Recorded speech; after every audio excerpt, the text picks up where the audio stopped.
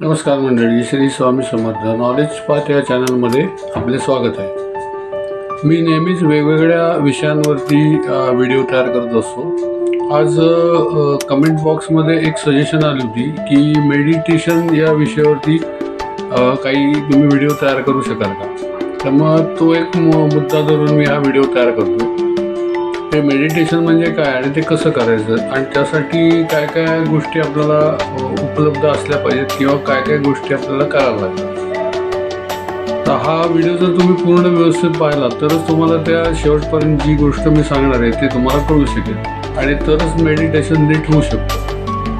आता आपल्याला मूळ आपण व्हिडिओला सुरू करू। आता मेडिटेशन म्हणजे काय, तर लोकांच्या मनामध्ये अशी काही काही समजूत येते की फक्त एका जागेवर बसायचं, शांत बसायचं किंवा डोळे मिटूनच बसायचं वगैरे वगैरे, अशा ज्या काही गोष्टी आहेत अशा लोकांच्या मनात बऱ्याच आहेत। तर नुसतं डोळे मिटून बसायचं, शांत बसायचं हे म्हणजे मेडिटेशन नाही। तर मेडिटेशनचं मूळ मुद्दा जो असतो तर तो विचारांचं जे आपलं प्रवर्तन चालू असतं किंवा वेग जो विचारांचा असतो हा शांत करणे आणि त्याच्यातनं जे काही डिस्टर्बन्स येत असतो विचारांना, वेड्यावाकड्या विचारात जे येत असतात त्याचे डिस्टर्बन्स कमी करण्यासाठी किंवा त्याचा डिस्टर्बन्सचा जो परिणाम आहे हा कमी व्हावा यासाठी आपण मेडिटेशन करत असतो। आता मेडिटेशन करत असतो म्हणजे काय की आता मेडिटेशनसाठी खूप मुद्दे, वेगवेगळे बेसिक मुद्दे पण असतात की ते आपल्याला समजून घेणं आवश्यक आहे, त्याशिवाय आपण ते मेडिटेशन नीट करू शकत नाही। आता पहिला मुद्दा म्हणजे त्यासाठी असणारी वेळ खूप महत्त्वाची असते। तर वेळ म्हणजे काय की आता ज्या ठिकाणी शांतता आहे, की ज्या ठिकाणी जास्त म्हणजे काही गोष्टी पाहिल्यानंतर विचारांचा गोंधळ होणार नाही अशा काही ज्या गोष्टी आहेत। आता असं आहे तर आपण अरण्यातच जाऊन थांबायला लागेल, तर तसं आता तरी आपल्याला शक्य नाही करणं। तर आत्ता आपल्या जे दैनंदिन जीवनातल्या अशा वेळा शोधायच्या की ज्याच्यामध्ये शांतता आहे, ज्याच्यामुळे सृष्टी शांत झोपलेली आहे किंवा इकडं घरातल्या लोकांचे काही तुम्हाला डिस्टर्बन्स होत नाहीत, अशा प्रकारच्या ज्या काही वेळा असतात तर त्या वेळा शोधून महत्त्वाच्या। आता त्या दृष्टीने माझ्या दृष्टीने दोन वेळा याच्यामध्ये आहेत की अगदी सकाळी 5:30-6ला एक वेळ असते की ज्या ठिकाणी सृष्टी हळूहळू उठत असते आणि घरातले लोकही शांत असतात, कोणी उठलेलं नसतं। अशा वेळेला जर तुम्ही त्या ध्यानाला बसलात किंवा मेडिटेशनला बसलात किंवा रात्रीची 10ची 10:30 नंतरची वेळ की ज्यावेळेस सृष्टी झोपलेली आहे, घरातले लोकही झोपलेले असतात, तर अशा वेळी जर का तुम्ही मेडिटेशनला बसला तर त्या ठिकाणी आपल्याला योग्य रीतीने मेडिटेशन करता येतं। आता या वेळा ज्या आहेत त्या महत्त्वाच्या, त्या वेळा जर का तुम्ही नीट व्यवस्थित पाळल्या तर तुम्हाला मेडिटेशनमध्ये चांगल्यापैकी प्रगती करता येते।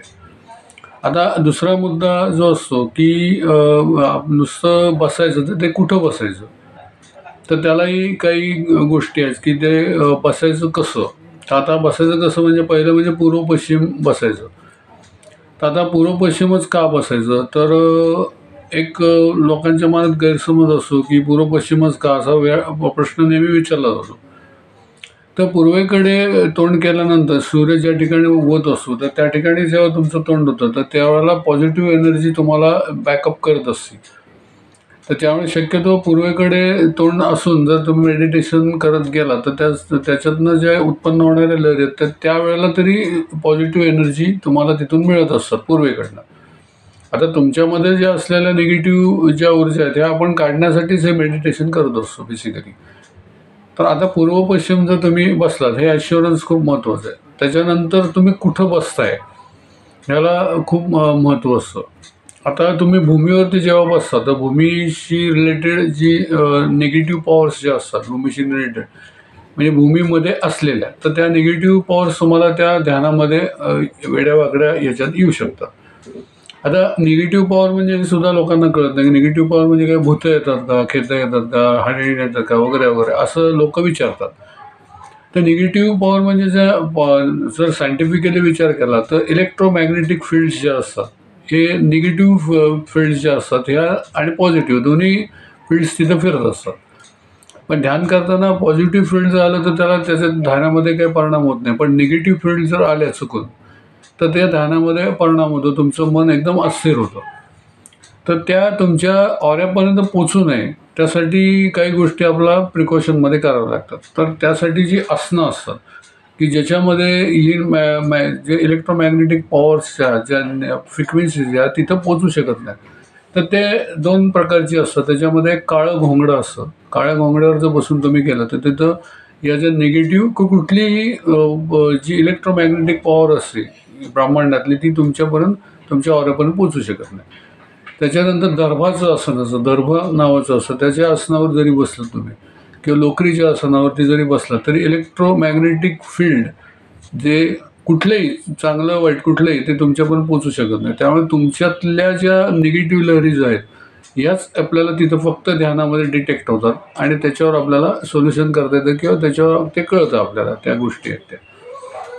तर हे एकदा तुम्ही आणि ते पूर्व पश्चिम जेव्हा बसाल तर त्यावेळी जो पूर्वेकडनं येणारा पॉझिटिव्ह फोर्स आहे जरी रात्री आणि दिवसा कधी तुम्ही तो पॉझिटिव्ह फोर्स कायम असतो तिथे, कारण सूर्य मावळत नाही. आपल्याला वाटतं मावळल्याच आणि सूर्य असतो, तेव्हा पॉझिटिव्ह फील्ड हे कायम असतंच तिथे.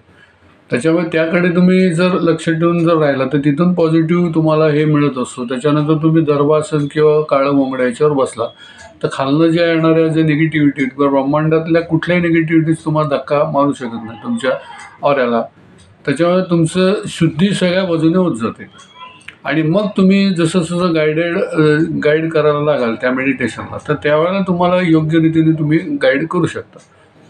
आता या 2-3 ज्या शुद्धी आहेत ह्या एकदा शुद्धी झाल्यानंतर मग हळूहळू आपण त्या मेडिटेशन याच्याकडे यायला सुरुवात करायची.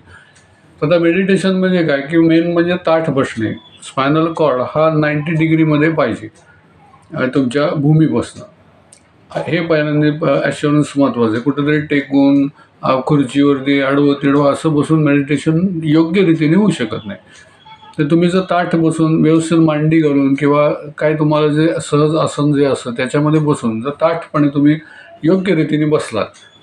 आता डोळे मिटून बसला तर आणि डोळे उघडे ठेवून त्याच्यावरही काही असा काय मोठा मुद्दा नाही आहे. डोळे उघडे ठेवून जर तुम्ही बसला तर ज्या ठिकाणी तुम्ही बसलाय तर त्याची जी फील्ड्स असतात तिथं आता काय पडदा आहे किंवा तुमची गादी आहे किंवा काय जिथं तुम्ही बसलेला तर त्याचं निगेटिव्हिटी फील्ड तुमच्या डोळ्यातनं तुमच्या मनापर्यंत पोचू शकते.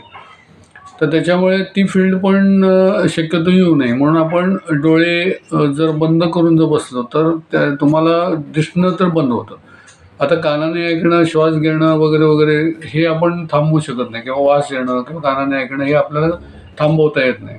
त्यामुळे आपण शक्यतो वेळा पण शांत कधी असेल त्यावेळेला आपण बघितलेलं असतं. म्हणजे कानातनं पण जास्त आतमध्ये काही फ्रिक्वेन्सी येऊ शकत नाही आणि डोळे बंद केले तर डोळ्यामार्फत ज्या ज्ञानेंद्रिय डोळे ज्ञानेंद्रिय त्यामुळे ज्ञान जे काही येत असतं चुकीचं वेडवाकडं तर ते पण येऊ शकत नाही.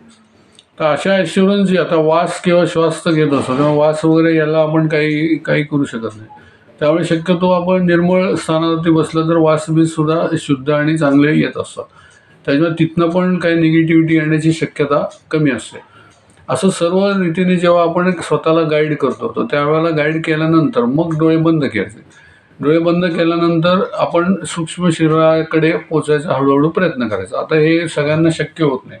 सूक्ष्म शरीराकडे पोचणं खूप अवघड काम आहे. तिथं अत्यंत शांतता आणि आपलं मन खूप प्रसन्न आणि शांत पाहिजे आणि विचारांचा वेग एकदम कमी शांत पाहिजे. तर ते खूप अवघड असतं तसं करणं. सुरुवातीला आपल्याला या गोष्टी करता येणार नाही आहे. तर आपण प्रयत्न करत राहायचा की विचारांचं सुरुवात करताना पहिल्या दिवशी जे आपण करणार ते विचारांवरती फक्त शांत ते कसे शांत करता येतील, त्याचा वेग कसा कमी करता येईल याच्यावर आधी आपण काम करायला सुरुवात करायची. की येणारे प्रश्न विचारांना उत्तरं देत जायची आणि जसं जसं तुमचं मेडिटेशन हळूहळू रोज त्या वेळेला त्या शुद्धीमध्ये जर तुम्ही बसायला लागलात तर तुमचं ते जो काही तुमचा वेग असतो तो वेग हळूहळू कमी होत जातो आणि 8-10 11 दिवसांनी तुम्हाला असं जाणवायला लागतं की जो पहिल्या दिवशी जो वेग होता तो 11व्या दिवशी साधारणतः जवळजवळ 80% तो वेग कमी झालेला असतो विचारांचा. मग आपल्या जे सूक्ष्म शरीर असतं त्यातनं जे आपण मागणं जी कर्माच्या ज्या स्मृती आहेत यातनं जे स्पंदनं तयार होत असतात ती स्पंदनं हळूहळू तुम्हाला जाणवायला सुरुवात होतात आणि म्हणजे आपण त्या मागच्या जन्माशी कनेक्ट हळूहळू व्हायला सुरुवात होतो. मग त्यातनं जी कर्म किंवा जे कर्माची काही संकेत असतात हे तुम्हाला हळूहळू आज्ञाचक्रावर यायला सुरुवात होतं.